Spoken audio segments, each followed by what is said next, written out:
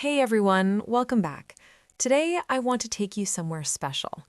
We have spent so much time in our home, in our routines, in our familiar spaces, but Morty and I recently did something we have never done before. We went on a road trip, just the two of us. 4 days, 3 nights, 800 miles of open road. I was terrified. Morty has never been the best traveler. He gets anxious in new places, he has a very specific diet, he needs his routines. Taking him on a road trip felt like asking for trouble.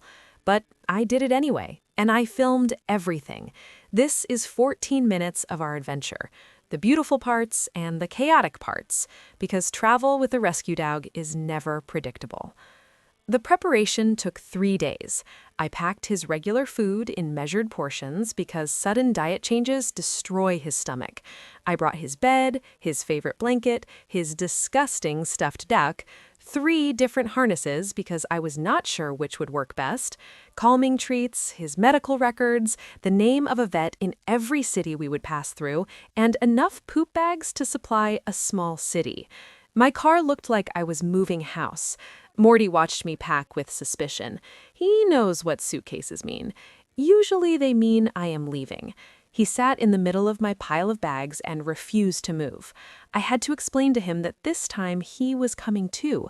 I do not think he believed me until I put his bed in the back seat and he realized it was staying there. The first hour of driving was tense.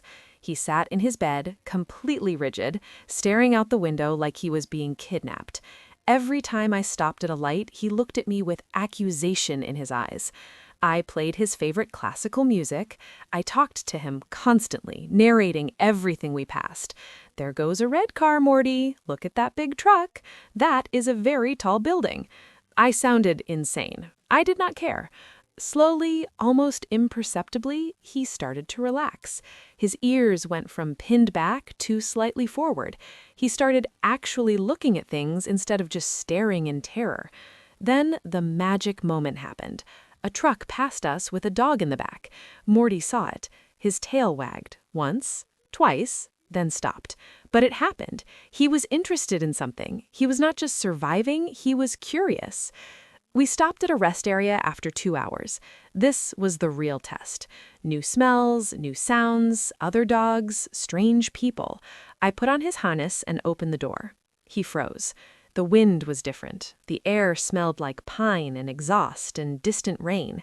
He put one paw down, pulled it back up, looked at me. I sat on the ground next to the car, not pushing, just waiting. A family walked by with a golden retriever. Morty watched them pass. Then, slowly, he stepped onto the asphalt. He sniffed a patch of grass. He peed on a tire, which I know is disgusting, but I have never been prouder of anything in my life. He was claiming territory. He was saying, I am here. This is mine now. We walked around for 10 minutes, and then he jumped back into the car by himself. He chose to return. That was huge. The hotel was an adventure I was not prepared for. I had called ahead to confirm they were pet-friendly. I had explained he was small, quiet, well-behaved. What I had not explained was that he would bark once at the elevator, refuse to enter until I carried him, then bark again when it moved because he was convinced we were dying. The woman at the front desk smiled politely while Morty announced our arrival to the entire lobby. Our room was on the 3rd floor. By the time we got there, I was sweating and Morty was trembling. I set up his bed immediately, put his blanket on it, placed his duck on top. He walked in circles, sniffed every corner, looked at me with confusion. Where was home? This smelled wrong. Everything was wrong. I ordered pizza because I was too exhausted to go out. I sat on the hotel floor eating cold pizza, while Morty, finally, after an hour, curled up on his bed. He kept one eye open, just in case. I did not sleep well that first night. Every sound in the hallway made him growl softly. Not aggressive, protective. He was guarding me in this strange place. I appreciated it even as I wished for silence. At 3 a.m, he finally relaxed enough to sleep deeply. I watched him breathe and wondered if I had made a terrible mistake, if I had traumatized him for no reason, if we should just go home. Morning changed everything. He woke up, stretched, yawned, and looked at me with recognition. "Oh, it's you. We're still together. This is still okay."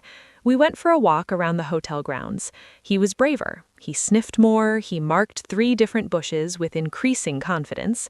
Back in the room, he ate his breakfast with normal enthusiasm. The second night, he slept through until 5.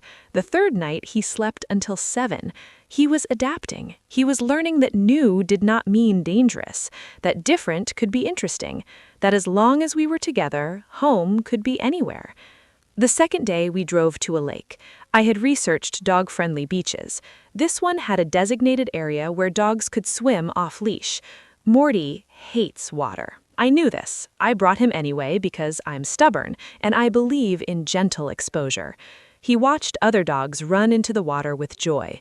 He stayed firmly on the sand, 10 feet back, judging them. I walked into the shallow edge. I called him. He looked at me like I had betrayed everything we stood for. I sat down in 6 inches of water. I splashed a little. I pretended it was fun. He took 3 steps closer, sat down, watched. A wave came in, touched his paw, and he jumped back with a yelp that was 90% drama. The other dog owners laughed. I laughed. Morty did not laugh. But he didn't run away either. He stayed on the beach, just out of reach, and watched we swim. Progress looks different for everyone. For Morty, it was staying on the beach instead of hiding in the car. I called it a win. That evening, we found a small restaurant with outdoor seating that allowed dogs. I ordered pasta. The waiter brought Morty a bowl of water without me asking. People at the next table asked if they could pet him. He let them. He sat under my chair, calm and observant, while I ate slowly for the first time in months. Usually at home, he hovers, hoping for dropped food. Here, he was content just to be near me. The travel had tired him in a good way. The new experiences had satisfied something in him. He was not the anxious dog from the hotel elevator. He was a dog who had been to a beach and survived. He was proud of himself, I could tell. The drive home was completely different from the drive there. Morty settled into his bed immediately. He looked out the window with relaxed interest. When we stopped at the same rest area, he jumped out eagerly, explored with confidence, greeted a few dogs politely. The golden retriever family was not there, but he would have been ready. He slept most of the way home. Deep, peaceful sleep, not the tense watchfulness of the first day. I sang along to the radio badly and loudly, and he didn't even flinch. We had crossed some threshold together. We were road trip people now. We were adventurers. Walking back into our house felt strange. It smelled familiar but different. We both noticed it. Morty ran to his usual spots, checking that everything was still there. His corner behind the dresser, empty now because he had outgrown needing it. His bed by the window, still warm from the sun. His food bowl, exactly where it belonged. He did a full tour of the house while I unpacked.